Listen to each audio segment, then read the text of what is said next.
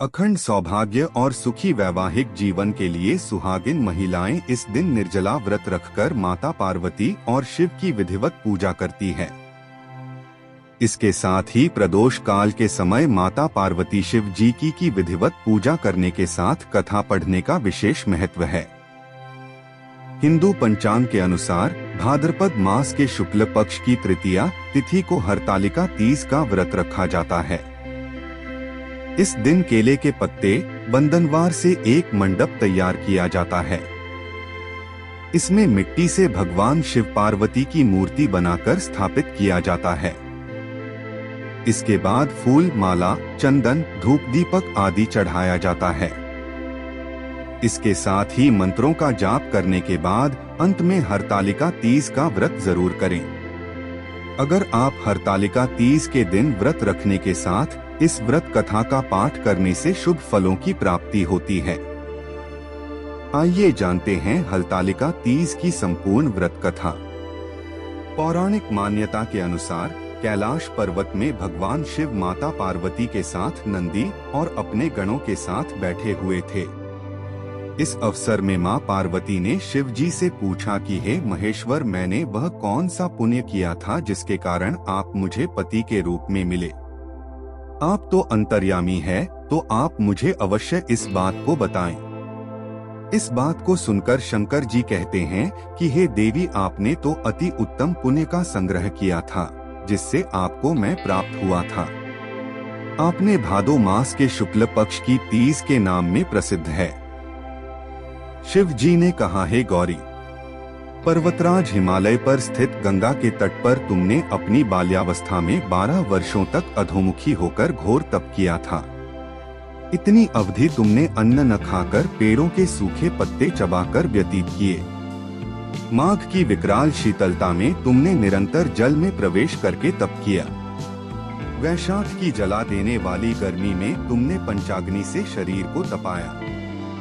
पौराणिक मान्यता के अनुसार कैलाश पर्वत में भगवान शिव माता पार्वती के साथ नंदी और अपने गणों के साथ बैठे हुए थे। इस अवसर में मां पार्वती ने शिव जी से पूछा कि हे महेश्वर, मैंने वह कौन सा पुण्य किया था जिसके कारण आप मुझे पति के रूप में मिले। आप तो अंतर्यामी है, तो आप मुझे अवश्य इस बात को बताएं। इस बात को सुनकर शंकर जी कहते हैं कि हे देवी, आपने तो अति उत्तम पुण्य का संग्रह किया था जिससे आपको मैं प्राप्त हुआ था। आपने भादो मास के शुक्ल पक्ष की तीज के नाम में प्रसिद्ध है। शिव जी ने कहा, हे गौरी, पर्वतराज हिमालय पर स्थित गंगा के तट पर तुमने अपनी बाल्यावस्था में 12 वर्षों तक अधोमुखी होकर घोर तप किया था। इतनी अवधि तुमने अन्न न खाकर पेड़ों के सूखे पत्ते चबाकर व्यतीत किए। माघ की विकराल शीतलता में तुमने निरंतर जल में प्रवेश करके तप किया। वैशाख की जला देने वाली गर्मी में तुमने पंचाग्नि से शरीर को तपाया। श्रावण की मूसलाधार वर्षा में खुले आसमान के नीचे बिना अन्न जल ग्रहण किए समय व्यतीत किया। तुम्हारे पिता तुम्हारी कष्ट साध्य तपस्या को देखकर बड़े दुखी होते थे।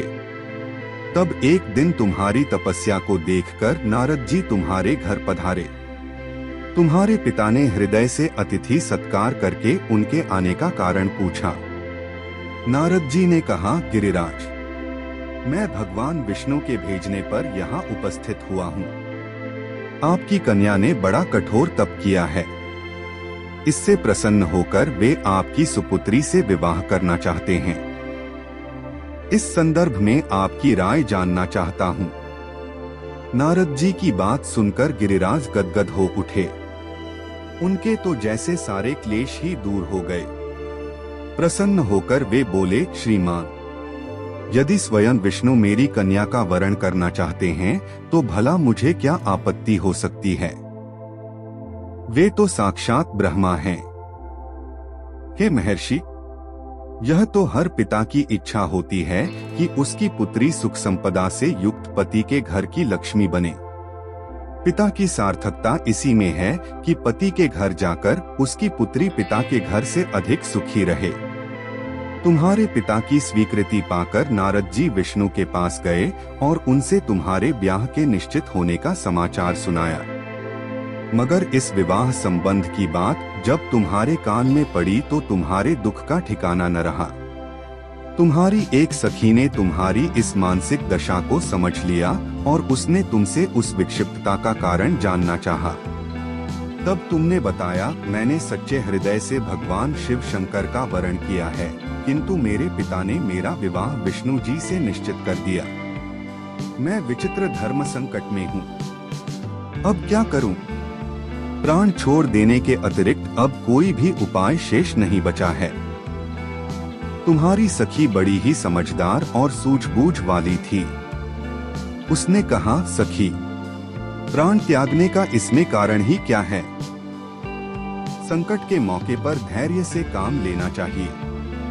नारी के जीवन की सार्थकता इसी में है कि पति रूप में हृदय से जिसे एक बार स्वीकार कर लिया, जीवन पर्यंत उसी से निर्वाह करें। सच्ची आस्था और एक निष्ठा के समक्ष तो ईश्वर को भी समर्पण करना पड़ता है। मैं तुम्हें घनघोर जंगल में ले चलती हूँ, जो साधना स्थली भी हो और जहाँ तुम्हारे पिता तुम्हें खोज भी न पाएं। वहाँ तुम साधना में लीन हो जाना। मुझे विश्वास है कि ईश्वर अवश्य ही तुम्हारी सहायता करेंगे। तुमने ऐसा ही किया। तुम्हारे पिता तुम्हें घर पर न पाकर बड़े दुखी तथा चिंतित हुए। वे सोचने लगे कि तुम जाने कहाँ चली गई। मैं विष्णु जी से उसका विवाह करने का प्रण कर चुका हूँ। यदि भगवान विष्णु बारात लेकर आ गए और कन्या घर पर न हुई तो बड़ा अपमान होगा। मैं तो कहीं मुंह दिखाने के योग्य भी नहीं रहूंगा। यही सब सोचकर गिरिराज ने जोर शोर से तुम्हारी खोज शुरू करवा दी। इधर तुम्हारी खोज होती रही और उधर तुम अपनी सखी के साथ नदी के तट पर एक गुफा में मेरी आराधना में लीन थीं। भाद्रपद शुक्ल तृतीया को हस्त नक्षत्र था। उस दिन तुमने रेत के शिवलिंग का निर्माण करके व्रत किया। रात भर मेरी स्तुति के गीत गाकर जागी। तुम्हारी इस कष्ट साध्य तपस्या के प्रभाव से मेरा आसन डोलने लगा। मेरी समाधि टूट गई। मैं तुरंत तुम्हारे समक्ष जा पहुंचा और तुम्हारी तपस्या से प्रसन्न होकर तुमसे वर मांगने के लिए कहा। तब अपनी तपस्या के फलस्वरूप मुझे अपने समक्ष पाकर तुमने कहा, मैं हृदय से आपको पति के रूप में वरण कर चुकी हूँ। यदि आप सचमुच मेरी तपस्या से प्रसन्न होकर आप यहाँ पधारे हैं तो मुझे अपनी अर्धांगिनी के रूप में स्वीकार कर लीजिए। तब मैं तथास्तु कहकर कैलाश पर्वत पर लौट आया। प्रातः होते ही तुमने पूजा की समस्त सामग्री को नदी में प्रवाहित करके अपनी सहेली सहित व्रत का पारणा किया। उसी समय अपने मित्र बंधु व दरबारियों सहित गिरिराज तुम्हें खोजते खोजते वहां आ पहुँचे और तुम्हारी इस कष्ट साध्य तपस्या का कारण तथा उद्देश्य पूछा। उस समय तुम्हारी दशा को देखकर गिरिराज अत्यधिक दुखी हुए और पीड़ा के कारण उनकी आंखों में आंसू उमड़ आए थे। तुमने उनके आंसू पोंछते हुए विनम्र स्वर में कहा, पिताजी, मैंने अपने जीवन का अधिकांश समय कठोर तपस्या में बिताया है। मेरी इस तपस्या का उद्देश्य केवल यही था कि मैं महादेव को पति के रूप में पाना चाहती थी। आज मैं अपनी तपस्या की कसौटी पर खरी उतर चुकी हूँ। आप क्योंकि विष्णु जी से मेरा विवाह करने का निर्णय ले चुके थे, इसलिए मैं अपने आराध्य की खोज में घर छोड़कर चली आई।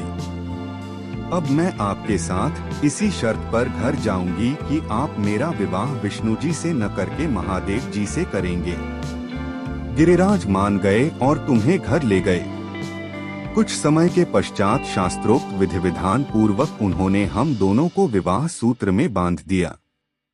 हे पार्वती, भाद्रपद की शुक्ल तृतीया को तुमने मेरी आराधना करके जो व्रत किया था, उसी के फलस्वरूप मेरा तुमसे विवाह हो सका। इसका महत्व यह है कि मैं इस व्रत को करने वाली कुंवारियों को मनोवांछित फल देता हूँ। इसलिए सौभाग्य की इच्छा करने वाली प्रत्येक युवती को यह व्रत पूरी एकनिष्ठा तथा आस्था से करना चाहिए।